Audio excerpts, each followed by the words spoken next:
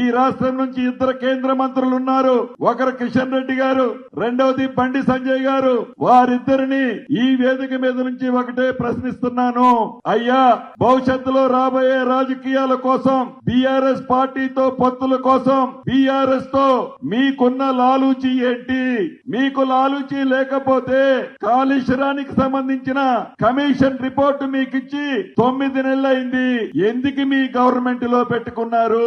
అదే విధంగా కరెంటు కొనుగోళ్లు, భద్రాద్రి యాదాద్రి పవర్ ప్లాంట్ లో జరిగిన అవినీతి కేంద్ర ప్రభుత్వ సంస్థలు కొన్ని దాంట్లో పనిచేశాయి. అదే రకంగా ఏదైతే ఛత్తీస్గఢ్ లో ఉంది కాంగ్రెస్ ప్రభుత్వం, ఆ ప్రభుత్వానికి సంబంధించిన కొనుగోళ్లలో కూడా ఈ రాష్ట్రాన్ని పరిపాలించిన పెద్దలున్నారని ఈ రిపోర్ట్ లో ఉంది. ఆడ కాంగ్రెస్ ప్రభుత్వం ఉన్న ఈ కరెంటు కొనుగోలు ఎంక్వైరీ రిపోర్ట్ ని మీ సిబిఐకి ఇచ్చాము.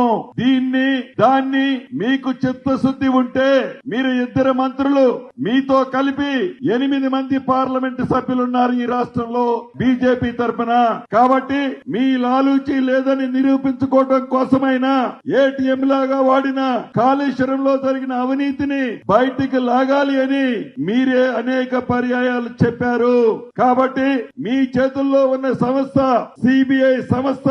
ఈ సిబిఐ సంస్థ ద్వారా ఈ 2 కేసుల్ని ఎమ్మటే విచారణ చేసి దోషులు ఎంత పెద్దవారైనా ఏ లాలూచీలు లేకుండా వారిని అరెస్టు చేయాలని, వారిని శిక్షించాలని. వారు దోసుకున్న సొమ్ము తెలంగాణ రాష్ట్ర పేద ప్రజలది.